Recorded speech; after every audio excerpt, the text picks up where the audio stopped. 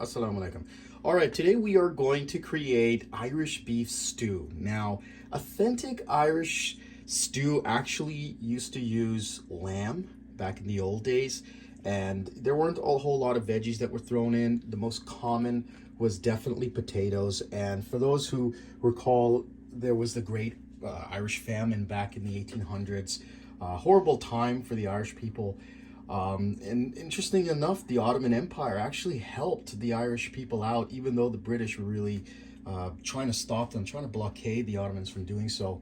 But they were secretly sending out ships for some food and medicine supplies. So for our ingredients, we have our beef. Now, I didn't use stewing beef. I'm just using beef shank. I've got a bone-in piece. It was about 0.8 kilograms, a little bit over than that. What I've done is I've seasoned it with some salt and pepper. You can add salt and pepper later for the dish. Now I actually have this is my, now this isn't very common. You don't usually put in bone, but I am just gonna add in the bone because I'm not gonna be using flour. The bone's gonna give me this sort of broth and sort of thickness to the stew. Now I've also have my onions. I've got 2 pieces of onions here. I've got 3 celery sticks.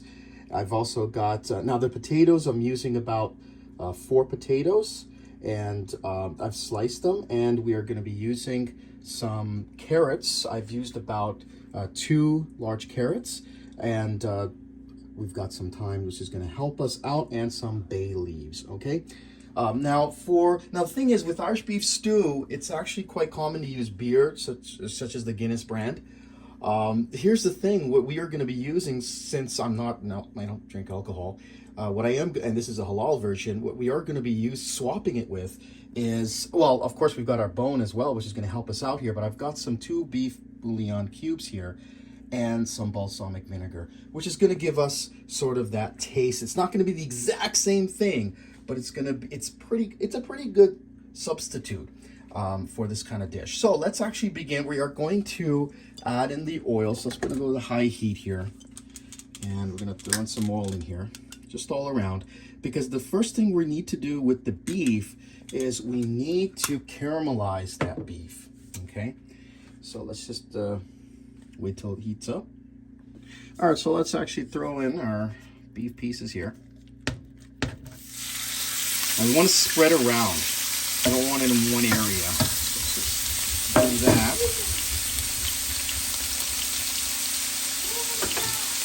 Let's actually make sure. Let's just sear. Each piece needs to be seared. So let's move and separate them. All right, it's almost done here. Now, there's usually a lot of debate on whether this version is an Americanized version or not. Now, part of the debate is basically when the Irish came to America, they found that beef was quite cheap compared to lamb. So they started using beef, and then they started using Guinness, and apparently the whole world started to using the Guinness method for their beef, for their stew. Now, I just added this piece a little just to kind of give it bit of that caramelization there.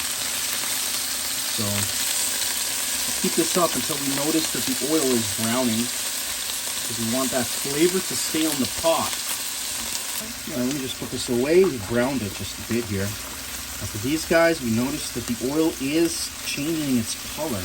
Now I could sear it even more, but I am going to just kind of start removing it.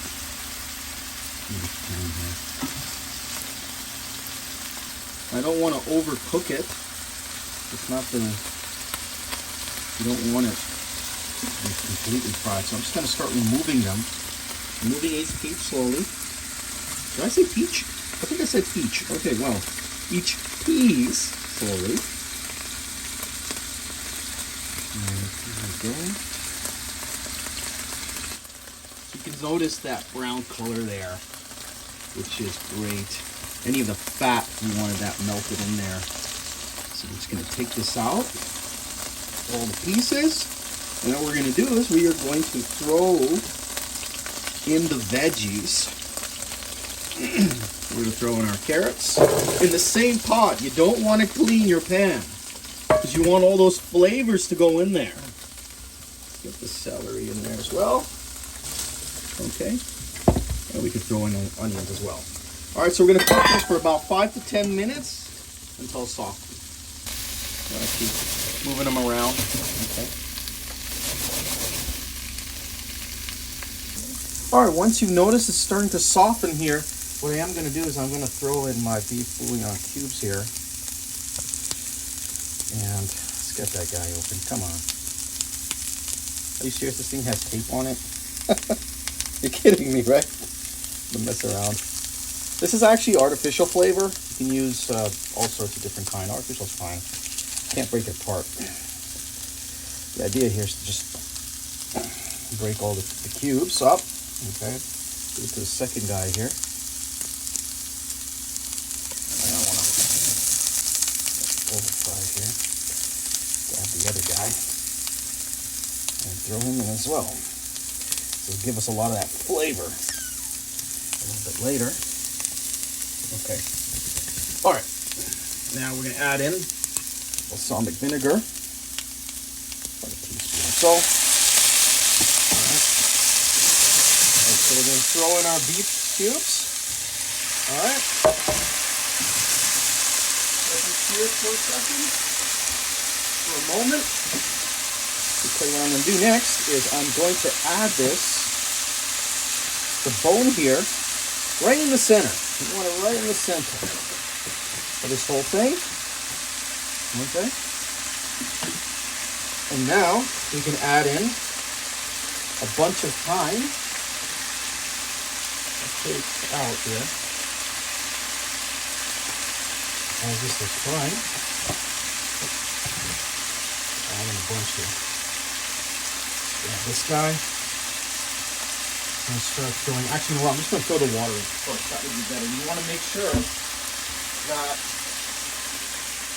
you use very hot water, okay? And you want to fill it up all the way, okay? Just like that. The whole thing has to be filled up, okay?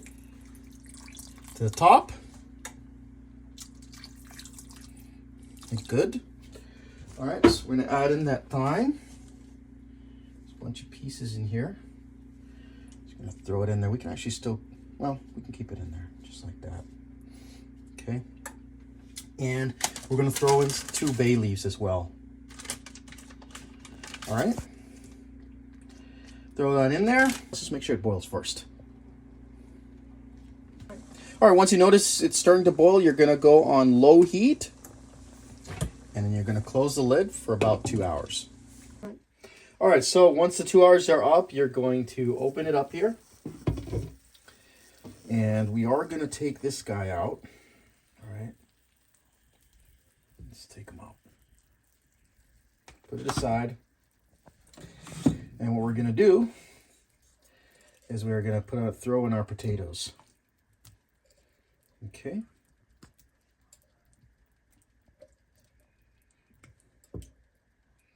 Toss them right in there. Now I keep them in water so that they don't brown. We don't want to do that with the potatoes. And we can mix it up a little bit here. Okay.